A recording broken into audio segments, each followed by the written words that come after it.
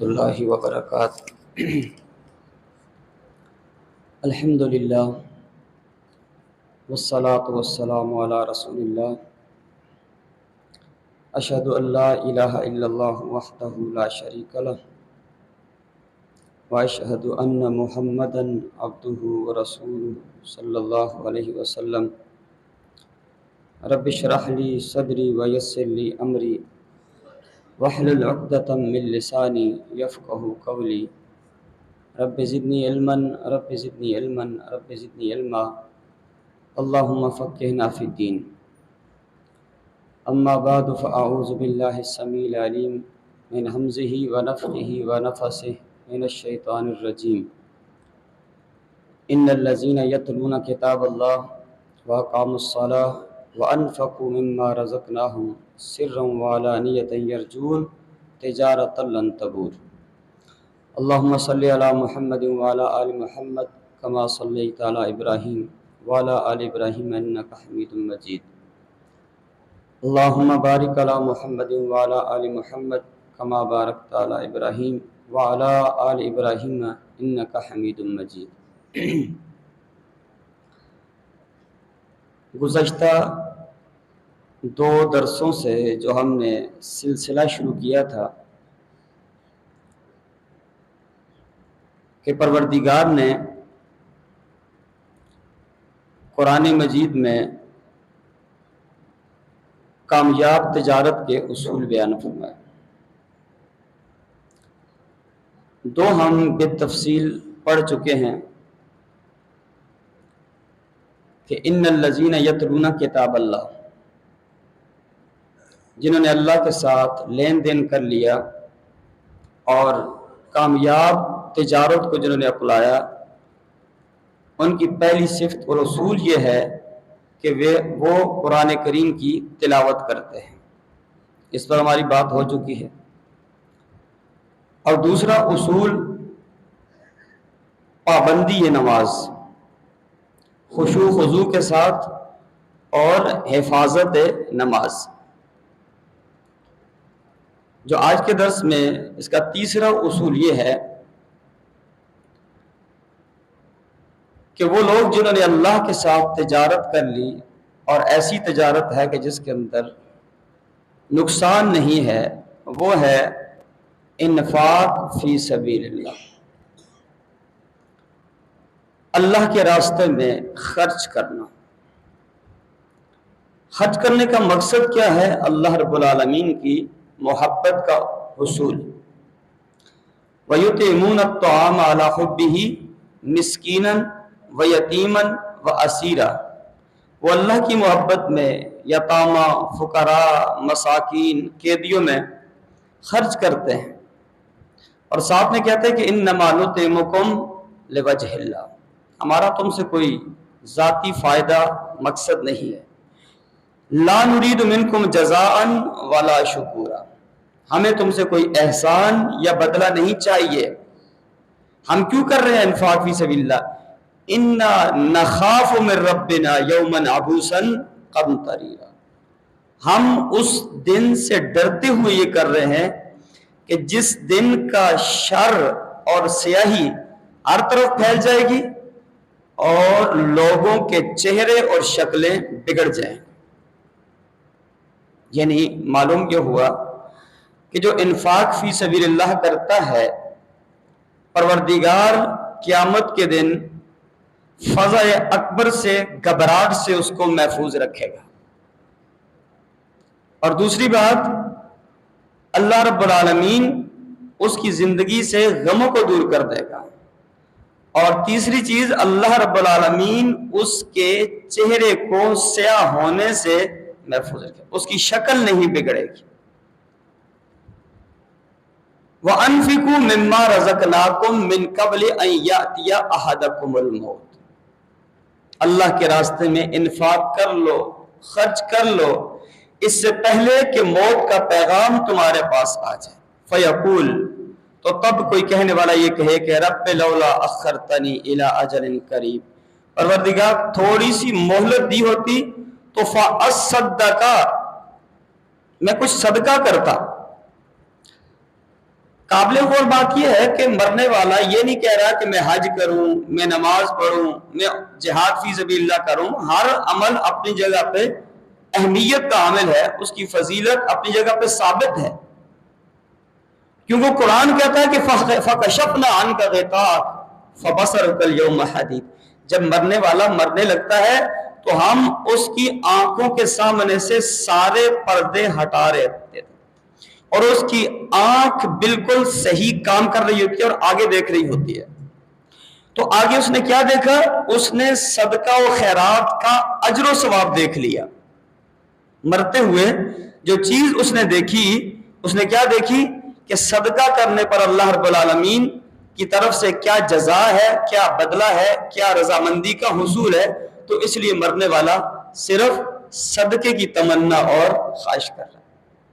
اور اللہ کہتا ہے کہ انفقوا مما رزقناکم من قبل ان یاتی یوم لا بیع فیہ ولا خلۃ ولا شفاعۃ. اس دن کے آنے سے پہلے پہلے جو تم سے میسر ہے، جو تم خرچ کر سکتے ہو.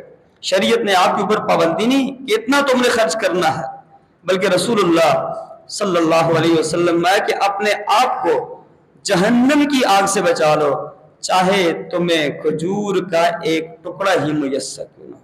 اپنے آپ کو جہنم کی آگ سے ہم نے بچانا ہے. تو دین اسلام دینے کی ترغیب دیتا ہے. اس میں یہ نہیں ہے کہ کوئی صاحب نصاب ہو، اس کے پاس تونگری ہو، مال ہو، دولت ہو، وہ تبھی خرچ کرے. نہیں، انفاق فی سبیل اللہ مال سے نہیں ہوتا، یہ جذبے سے ہوتا ہے. اور رسول اللہ صلی اللہ علیہ وسلم ہے کہ الغنا غنا النفس، تونگری، غنا، مالداری مال و دولت کے نہیں ہے، بلکہ مالدار وہ ہے کہ جس کا دل غنی ہے. ان الغنا غنا النفس، حقیقی مالدار وہ ہے کہ جب اس کا دل غنی ہو گیا، جس کے اندر یہ تڑپ، یہ سوچ، یہ فکر، دوسروں کا احساس پیدا ہو گیا. ارأیت الذی یکذب بالدین فذلک الذی یدعو الیتیم ولا یحض علی طعام المسکین. جن لوگوں کے لیے ہلاکت ہے، ویل ہے، ان میں یہ بھی ہے کہ انہوں نے کبھی کسی ضرورت مند کی ضرورت کا احساس نہیں کیا. یہ غرباء و فقراء کا مل جانا، یہ صدقہ اور خیرات کے لیے مواقع ملنا، یہ بھی اللہ رب العالمین کی بڑی نعمت ہے. سیدنا عبداللہ بن عمر رضی اللہ تعالیٰ بیان فرماتے ہیں کہ رسول اللہ صلی اللہ علیہ وسلم نے فرمایا کہ قرب قیامت میں ایک وقت ایسا بھی آئے گا کہ لوگ اپنا مال اٹھا کر انفاق فی سبیل اللہ دینے کے لیے مارے مارے پھر رہے ہوں گے. ایک دروازہ کھٹکھٹا کا آئے گا دینے والا، اندر سے بندہ آئے گا، اگر تو کل آ جاتا تو مجھے ضرورت تھی، آج اللہ نے مجھے اپنے فضل سے غنی کر دیا. ان الغنا غنا النفس، نیکی کی توفیق بھی اللہ کے مرضی سے، اللہ کی اجازت سے، اللہ کے اذن سے اور اللہ کی توفیق سے ہوتی ہے. لا حول ولا قوت الا باللہ. پروردگار ہم کوئی نیکی کر نہیں سکتے، کسی گناہ سے بچ نہیں سکتے الا باللہ، جب تک تیری توفیق شامل حال نہ ہو. تو اللہ جو ہمیں نیکی کے مواقع دیتا ہے، اس پر اللہ کا شکر ادا کرنا چاہیے. عبداللہ بن عمر رضی اللہ تعالی، آپ سے پوچھا گیا کہ آپ محسن کسے کہتے ہیں جو آپ سمجھتے ہو کہ اس نے آپ کے اوپر احسان کیا. عبداللہ بن عمر رضی اللہ تعالیٰ بیان فرماتے ہیں کہ میرا محسن وہ ہے کہ میں کوئی اپنا مال، اپنا کوئی صدقہ، اپنا کوئی خیرات کسی آدمی کے پاس لے کر کے جاؤں اور وہ میرے مال کو قبول کر لے، میں سمجھوں گا کہ یہ میرا محسن ہے، کہ یہ ضرورت مند تھا، میرے مال کی وجہ سے اللہ نے اس کی ضرورت پوری کی اور اللہ نے مجھے اس پر صدقے کا اجر اور ثواب دیا. ہمارے ہاں معاملہ الٹ ہے، ہم اس کے محسن بننے کی کوشش کرتے ہیں، لیکن حقیقت میں جو آپ کا مال لے رہا ہے وہ آپ کا محسن ہے. وگرنہ حدیث آپ نے سنی کہ انسان اپنا مال لیے پھر رہا ہے لیکن اس کو کوئی محل اور جگہ نہیں مل رہی کہ کہاں وہ انفاق فی سبیل اللہ کرے. صحیح بخاری ہی کی روایت ہے کہ رسول اللہ صلی اللہ علیہ وسلم نے فرمایا کہ لوگوں، یہ مال اللہ کی رحمت ہے، اس کو روکو مت، اس کو سمیٹ کے مت رکھو۔ تم اس کو سمیٹ کے رکھو گے تو اللہ بھی اپنی رحمت کو سمیٹ لے گا۔ کہتے ہیں نا، دینے والے کو اللہ دیتا ہے۔ تم دوسروں کے لیے اپنے پہلو نرم کرو گے، دوسروں کے لیے آسانیاں پیدا کرو گے، پروردگار آپ کی زندگی میں آسانیاں پیدا کرے گا۔ اور حدیث کے اندر رسول اللہ صلی اللہ علیہ وسلم نے آیا کہ تمہیں جو رزق دیا جاتا ہے یہ تمہارے کمزور اور نادار لوگوں کی وجہ سے رزق دیا جاتا ہے۔ ہم نے تو صرف زکوٰۃ کو سمجھا، وہ بھی پوری نہیں۔ فرمایا کہ ان فی مالک حق سوی الزکاۃ، آپ کے مال میں زکوٰۃ کے علاوہ بھی حقداروں کے حق ہیں، للسائل والمحروم، جو سوال کرتا ہے، جو سوال نہیں بھی کرتا، آپ کے مال میں اللہ نے اس کا حق رکھا ہے۔ تو انفاق فی سبیل اللہ، جو بھی صلاحیت اللہ نے آپ کو دے رکھی ہے، چاہے وہ تعلیم کی شکل میں ہے، چاہے وہ آپ کی جان کی صورت میں ہے، آپ کے مال کی صورت میں ہے، تو اس کا سودا اگر آپ نے اللہ کے ساتھ کر لیا تو یہ کون سی تجارت ہے؟ کامیاب ترین تجارت ہے۔ مشہور صحابی رسول سیدنا صہیب رومی رضی اللہ تعالی، جو عربی النسل نہیں ہے، یہ روم سے آئے تھے، اور یہ ابو جہل کے غلام تھے۔ ابو بکر صدیق رضی اللہ تعالیٰ نے ان کو آزادی دلوائی، ابو جہل کے چنگل سے ان کو چھڑوایا، پھر انہوں نے کام، کاروبار، تجارت شروع کی تو اللہ رب العالمین نے ان کو بڑی برکت عطا فرمائی۔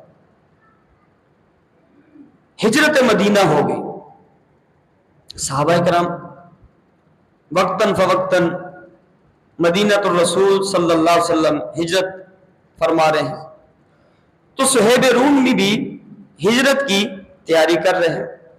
ادھر ابو جہل کو پتا چلا، حالانکہ آزاد ہو چکے، لیکن آزادی کے باوجود لوگ اپنا ہاتھ اڑائے رکھتے ہیں۔ جیسے ہم آزاد ہیں پاکستان، لیکن اس کے باوجود کہاں آزاد ہیں، ہمارا چیک اینڈ بیلنس ہو رہا ہے، اگرچہ دیکھنے میں ہم آزاد ہیں۔ صہیب رومی آزاد ہیں، لیکن وہ وقت کا فرعون جو ابو جہل ہے وہ نہیں سمجھتا تھا کہ یہ آزاد ہیں۔ صہیب سنا ہے کہ تم مدینہ جا رہے ہو؟ ہاں جی بالکل آپ نے ٹھیک سنا، میں جا رہا ہوں مدینہ۔ تم جب مکہ میں آئے تھے غلامی کی زندگی گزار رہے تھے، تمہارے پاس کھانے کے لیے نہیں تھا، پہننے کے لیے نہیں تھا، مال و دولت کی ریل پیل تمہارے پاس نہیں تھی، غلامی کی زندگی تم گزار رہے تھے، اسی مکہ کی دولت سے تم آزاد ہوئے۔ دیکھو آزاد کروانے والا مسلمان ہے، ٹھیک ہے؟ کیا کہہ رہے ہیں کہ مکہ کی دولت سے تم آزاد ہوئے ہو، لیکن آزاد کروانے والا کون ہے؟ ابو بکر صدیق، یعنی اس پہ بھی یہ ظالم اپنا حق سمجھ رہا ہے۔ ایک جگہ کوئی قبضے کا مسئلہ تھا تو ہم وہاں پہ چلے گئے، کیسے کیسے لوگ ہوتے ہیں اس دنیا میں، تو کچھ لوگ تھے ایک وقت میں اپنے زور و شور اور پاور میں تھے، تو اس نے کہا بھائی لاہور میں میرا ایک پلاٹ ہے، تو میں وہ آپ کو نہیں، ادھر کراچی میں ایک میرا پلاٹ ہے تو اس کو میں کوئی سلسلہ کروں گا۔ اس نے کہا نہیں وہ تو ہمارا ہی ہے، کوئی لاہور میں ہے، پشاور میں ہے تو اس کی بات کرو، وہ کراچی والا تو ہمارا ہے۔ ایسے وقت بھی ہوتے ہیں، دوسرے کے مال کو اپنا نہیں، کراچی والے کی بات نہیں کرو، وہ تو ہے ہی ہمارا، کہ لاہور میں ہے، پشاور میں ہے، سکھر میں ہے، اس کی بات کرو۔ اب وہ بھی کہہ رہا ہے کہ تم آزاد اسی مکہ کی دولت سے ہوئے ہو، کاروبار تم نے مکہ کی دولت سے کیا ہے، اس میں سے ایک پائی تم یہاں سے نہیں لے جا سکتے۔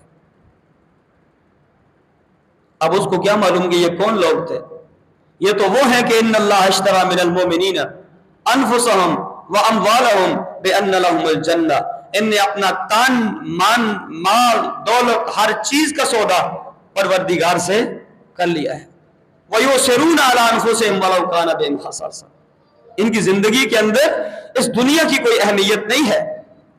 وہ یہ سمجھا کہ اتنا مال و دولت ہے، جب یہ پابندی میں لگاؤں گا تو یہ ہجرت سے رک جائیں گے. تو صہیب رومی نے کہا کہ اگر میں اپنا سارا مال یہیں پہ چھوڑ دوں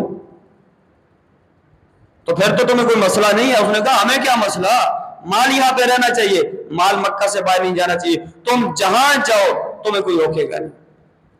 تو صہیب رومی رضی اللہ تعالیٰ نے کہا یہ رکھو اپنا مال اور میں مدینہ محمد الرسول اللہ صلی اللہ علیہ وسلم, حتیٰ کہ وہ سواری والا اونٹ بھی صہیب رومی سے لے لیا گیا. کہاں مکہ, کہاں مدینہ, عرب کی گرمی, عرب کا صحرا, اللہ اکبر, یہ سفر کیسے گزرا ہوگا.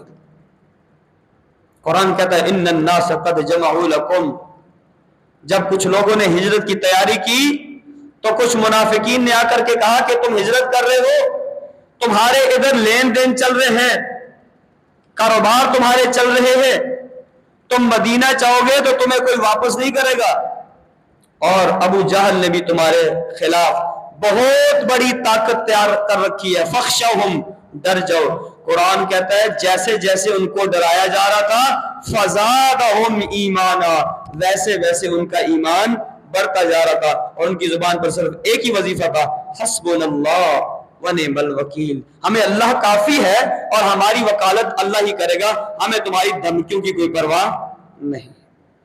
صہیب رومی رضی اللہ تعالیٰ نے مکہ سے مدینہ کا سفر پیدل کیا. ظہر کا وقت ہے, رسول اللہ صلی اللہ علیہ وسلم اپنی مسجد میں تشریف فرما ہے. صہیب رومی مسجد میں پہنچے, سفر کے وہ آثار, گرد و غبار, پاؤں میں آبلے چھالے پڑے ہوئے ہیں. صہیب کیسے پہنچے؟ یا رسول اللہ صلی اللہ علیہ وسلم سب کچھ لٹا کر آپ کی خدمت میں حاضر ہو گیا ہوں. دیکھیں, ایک ہے امتی کی نگاہ اور ایک ہے نگاہ رسالت, فرق زمین آسمان کا ہے. لوگ خام خواہ میں الجھتے ہیں بھائی,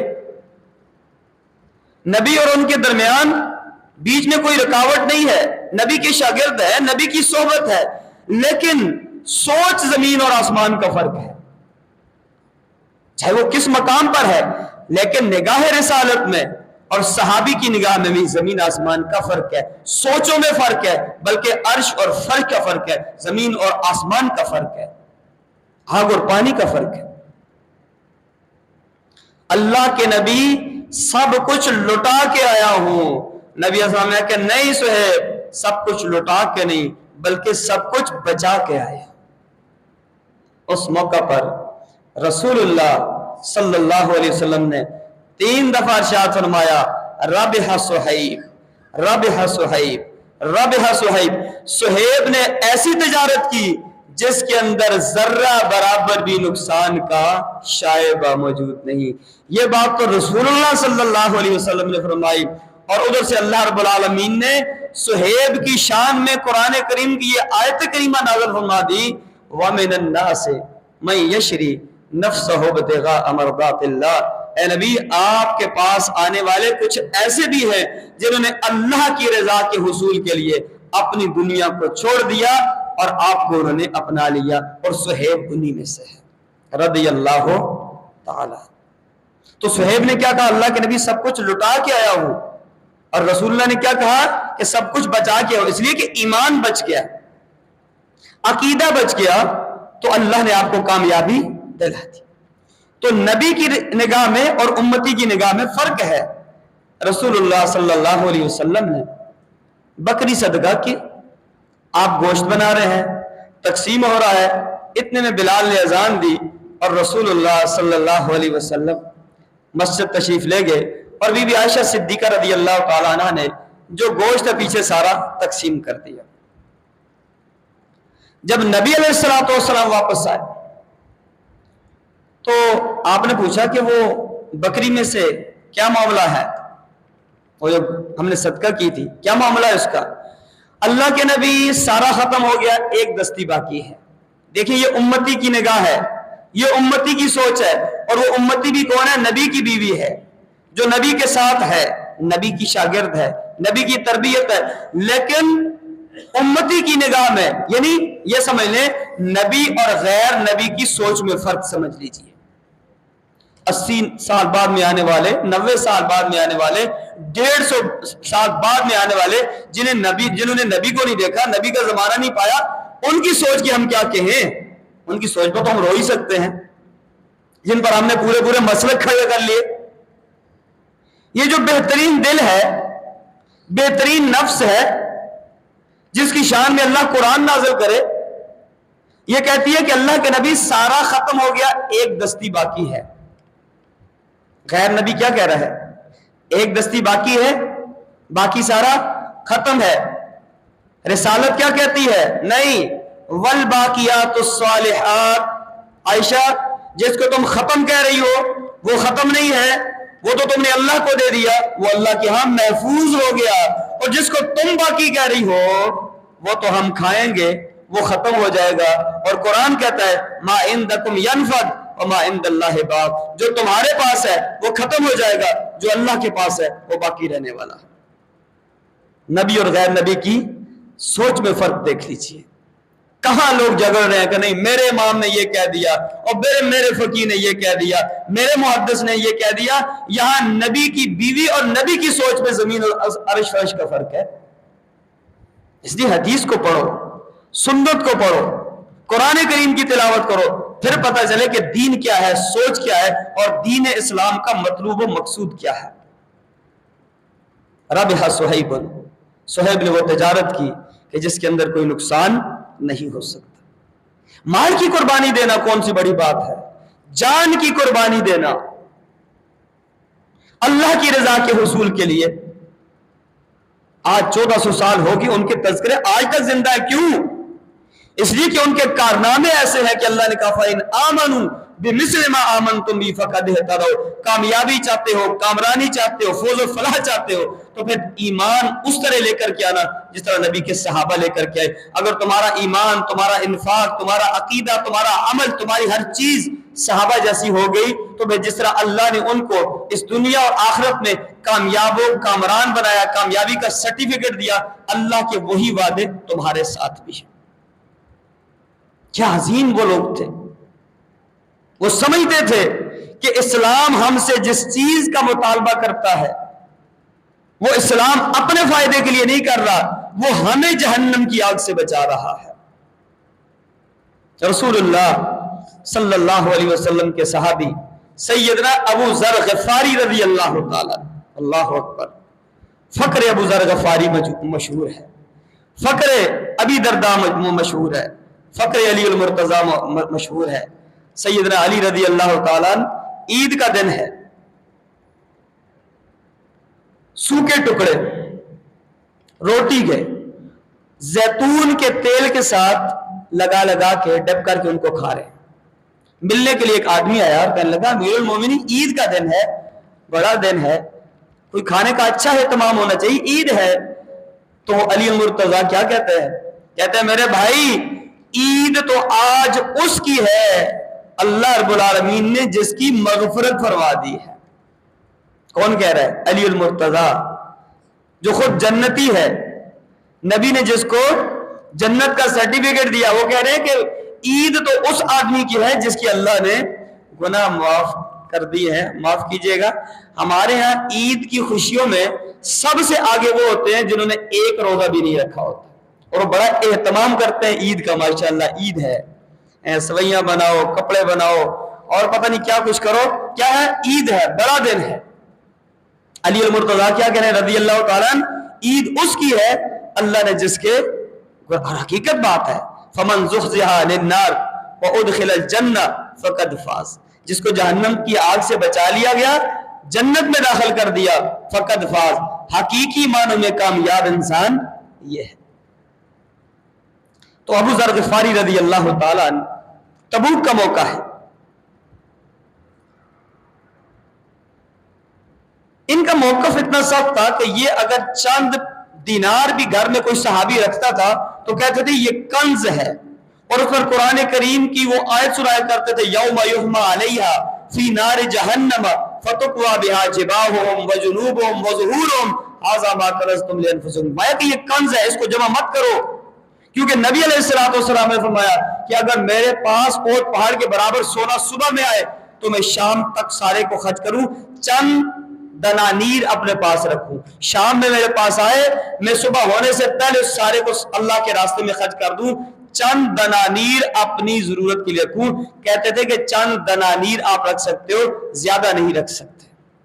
اور یہی موقف حضرت ابوبکر صدیق رضی اللہ تعالیٰ عنہ کا تھا، جب سال گزرتا تھا تو جو بیت المال کے اندر سارا مال ہوتا تھا وہ سارا تقسیم کر دیتے تھے۔ یہ عمر فاروق رضی اللہ تعالیٰ عنہ نے آ کے جو ریزرو اثاثے رکھنے کا سسٹم تھا عمر فاروق رضی اللہ تعالیٰ نے بنایا، پھر ان اثاثوں سے پھر انہوں نے چھاؤنیاں بنائی، فوج بنائی، ڈاک کا نظام، یعنی تمام چیزیں پھر اس بیت المال سے انہوں نے بنائی ہے۔ تو ابو ذر غفاری یہ نہیں مانتے تھے۔ تبوک کا موقع ہے، اللہ کے نبی علیہ السلام نکل گئے، ان کا اونٹ جو ہے وہ ضد کر بیٹھا، چل نہیں رہا۔ اب یہ اونٹ سے بھی زیادہ ضدی تھے، اس نے کہا اچھا تو نے نہیں چلنا لیکن میں نے بھی تبوک میں جانا ہے۔ اللہ کے نبی کافی آگے جا چکے کیونکہ وہ لوگ سوار ہیں اور یہ پیدل ہے، اونٹ کو وہی چھوڑا اور اپنا ضروری سامان اٹھایا اور پیدل تبوک کی طرف چل پڑے۔ اللہ کے نبی صلی اللہ علیہ وسلم جہاں بھی رکتے ہیں اور آپ کی نظر کہاں ہے؟ ابو ذر نظر نہیں آ رہا، ابو ذر نظر نہیں آ رہا۔ سبحان اللہ، کیا محبت تھی رسول اللہ صلی اللہ علیہ وسلم کی ابو ذر غفاری رضی اللہ تعالیٰ۔ اور یہ ابو ذر غفاری وہ ہیں کہ حکومتی معاملات چلانے میں بھی یہ بہت پریشان کرتے تھے لوگوں کو، یہی کہ آپ مال اکٹھا نہیں کر سکتے۔ وہ کہتے تھے کہ بھائی یہ دیکھو حکومتی معاملات ہے، ہم نے حکومتی معاملات چلانے ہیں، یہ سب کچھ ہمیں کرنا پڑے گا۔ تو بالآخر ابو ذر غفاری مدینہ چھوڑ کر زبدہ کے مقام پر چلے گئے۔ ابو ذر غفاری کو کسی نے نکالا نہیں، کون نکال سکتا ہے نبی کے صحابی کو؟ کس کی ہمت، کس کی مجال؟ انہوں نے مدینہ اپنی مرضی سے چھوڑا۔ تو اللہ کے نبی صلی اللہ علیہ وسلم کی نظریں پیچھے ہیں، دوپہر کا وقت ہے، دور سے ایک آدمی آتا ہوا دکھائی دیا تو اللہ کے نبی کی زبان سے پھر وہی الفاظ لکھے کہ اللہ کرے آنے والا ابو ذر ہی ہو رضی اللہ تعالیٰ۔ کیا محبت، کیا ابو ذر کا مقام نبی علیہ السلام، اللہ کرے یہ آنے والا ابو ذر ہی ہو۔ جب قریب آئے تو ابو ذر غفاری رضی اللہ تعالیٰ عنہ تھے، تو نبی علیہ السلام کی آنکھوں میں آنسو آ گئے۔ میں ابو ذر تو آج اکیلا آیا، ابو ذر تو اکیلا مرے گا اور تو قیامت والے دن اٹھے گا بھی اکیلا ہی۔ سبحان اللہ، کون کہہ رہا ہے؟ رسول اللہ صلی اللہ علیہ وسلم۔ ان اللہ اشتری من المؤمنین انفسهم واموالهم بان لهم الجنہ، جن کو ہر طرح کی پیشکش ہو رہی ہے، مقام ہے، عزت ہے، جاہ ہے، شہرت ہے، لیکن اللہ کا ڈر، خوف، خشیت دل کے اندر ہے۔ ابو ذر تو آج بھی اکیلا آیا یہاں پہ، تو مرے گا بھی اکیلا ہی اور تو قبر سے اٹھے گا بھی اکیلا۔ زبدہ کے مقام پر انہوں نے زندگی گزاری، اکیلے بیوی اور ابو ذر۔ وقت گزرتا گیا، ایک وقت آیا کہ ابو ذر غفاری بیمار ہو گیا۔ بیوی کہنے لگی کہ ابو ذر زندگی تو جیسے تیسے گزر گئی، اب وقت یہ ہے نہ یہاں پہ آبادی ہے، نہ میرا کوئی پڑوسی ہے، نہ میرا مہکا ہے، نہ میرا سہارا ہے، اور آپ اب زیادہ دن رکنے والے نہیں ہو، بتاؤ میں اکیلی عورت یہاں پہ کیا کروں گی؟ آپ نے مرنا ہے، آپ کو غسل کون دے گا؟ آپ کو کفن کون دے گا؟ آپ کو دفنائے گا کون؟ ابو ذر غفاری رضی اللہ تعالیٰ عنہ فرماتے ہیں کہ ہم نے دنیا چھوڑ دی، اب آخرت میں جانے کے لیے تو ہم بےتاب ہے۔ یہ کون سی بڑی بات ہے؟ جب میں فوت ہو جاؤں تو خیمے کا پردہ اٹھا دینا اور حجاب و نقاب میں سائق پہ کھڑی ہو جانا اور انتظار کرنا، یہ مین شارع ہے، قافلے یہیں سے گزرتے ہیں۔ کوئی مسلمانوں کا قافلہ گزرے تو ان کو بتا دینا کہ میرا خاوند ہے، یہ فوت ہو گیا ہے، اس کو دفنانا ہے، کفنانا ہے، جو طریقہ ہے وہ ہم نے کرنا ہے۔ تو یہ بی بی جب ابو ذر غفاری رضی اللہ تعالیٰ فوت ہو گئے، باہر بیٹھی ہے، قافلہ وہاں سے گزرا، سیدنا عبداللہ بن مسعود رضی اللہ تعالیٰ اس قافلے میں موجود تھے۔ تو یہ بیوی آگے بڑھی اور کہنے لگی کہ بھائی ہم مسافر ہیں یہاں پہ، میں اکیلی ہوں، میرا خاوند فوت ہو چکا ہے، اس کو غسل دینا ہے، اس کو کفنانا ہے، اس کو دفنانا ہے، میری مدد کرو۔ بھائی آپ کہاں سے آئے ہو، کہاں کے رہنے والے ہو؟ ہم مدینہ کے رہنے والے ہیں۔ آپ کا قبیلہ کون سا ہے؟ قبیلہ بنو غفار سے ہم تعلق رکھنے۔ ارے مرنے والے کا نام کیا ہے؟ کہ مرنے والے کا نام ابو ذر ہے۔ چیخ نکل گئی عبداللہ بن مسعود رضی اللہ تعالیٰ عنہ کی، واہ اللہ کے پیغمبر صلی اللہ علیہ وسلم آپ کی بات، آپ نے مجلس میں تبوک کے موقع پہ کہا تھا ابو ذر تو آج بھی اکیلا، ابو ذر تو مرے گا بھی اکیلا، ابو ذر تو اٹھے گا بھی اکیلا۔ تو عبداللہ بن مسعود رضی اللہ تعالیٰ عنہ نے قافلے کو روکا، اور قافلے کے اندر اس وقت آپ کو معلوم ہے کہ ہر سامان موجود ہوتا تھا، تو وہ قافلہ وہاں پہ رکا۔ ابو ذر غفاری رضی اللہ تعالیٰ عنہ کو غسل دیا گیا، کفن دیا گیا، اور عبداللہ بن مسعود رضی اللہ تعالیٰ عنہ نے آپ کے جنازے کی نماز پڑھائی، اور زبدہ کے مقام پر آپ کو دفن کر دیا گیا۔ زبدہ کے مقام پر آج پورا شہر آباد ہے، کسی کو معلوم نہیں کہ ابو ذر غفاری اس زبدہ کے مقام پر کس مول کے نیچے دفن ہے۔ اور قرآن کیا کہتا ہے کہ یوم یخرجون من الاجداث، اللہ وہ ہے کہ جو تمہیں تمہاری اجداث سے نکالے گا۔ ایک ہوتی ہے قبر، مقابر، ایک ہوتا ہے جدس۔ جدس اس قبر کو کہا جاتا ہے جس کا نشان بھی باقی نہ ہو۔ ابو ذر غفاری کی قبر کا نشان باقی نہیں۔ کہتے ہیں کہ جن لوگوں کے مزار بنتے ہیں یہ کامیابی کی علامت ہے، نبی جس کا منتظر ہے، ہر مقام پر نبی دیکھ رہا ہے کہ ابو ذر غفاری آ جائے، تو ابو ذر غفاری کا مزار تو کہیں بھی نہیں ہے۔ اگر اللہ کے ہاں قبولیت کی علامت یہ ہے کہ انسان کا مزار بن جائے، اس پہ چادر چڑھ جائے، ابو ذر کی قبر کا تو نشان بھی کسی کو معلوم نہیں کہ ابو ذر کہاں پہ دفن ہے رضی اللہ تعالیٰ۔ اللہ کے ہاں یہ کامیابی نہیں ہے۔ اللہ کے ہاں کامیابی یہ ہے کہ آپ نے اللہ کے دین کے لیے کیا کیا۔ تو مال کی قربانی کوئی بڑی بات نہیں ہے، اپنے ٹائم کی، اپنے وقت کی قربانی دینا اور اپنے جان کی قربانی دینا، یہ صحابہ کرام سے ہم سیکھیں کہ صحابہ کرام نے انفاق فی سبیل اللہ کے اندر سب سے پہلے مقدم جس چیز کو رکھا وہ اپنے نفس کو رکھا۔ تو اللہ رب العالمین نے ہمیں جو مال، جو اسباب دے رکھے ہیں، ان سے ہم نے کیا کرنا ہے؟ انفاق کرنا ہے اپنی حیثیت کے مطابق، چاہے کھجور کا ایک ٹکڑا ہی میسر کیوں نہ ہو۔ اللہ نے قارون کو اتنا مال اور دولت دے رکھا تھا، اور کیا کہا تھا؟ وَابْتَغِ فِي مَا آتَاكَ اللَّهُ الدَّارَ الْآخِرَةَ وَلَا تَنْسَ نَصِيبَكَ مِنَ الدُّنْيَا۔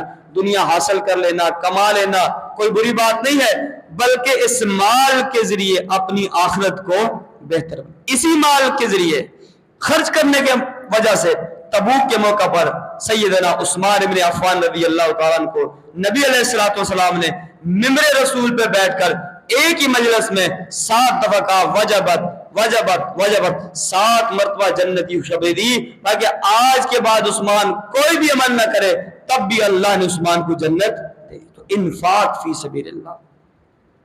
تو اللہ کے ہاں یہ نہیں دیکھا جاتا کہ آپ نے مال کتنا خرچ کیا، اللہ کے ہاں آپ کی نیت اور آپ کا جذبہ دیکھا جائے گا۔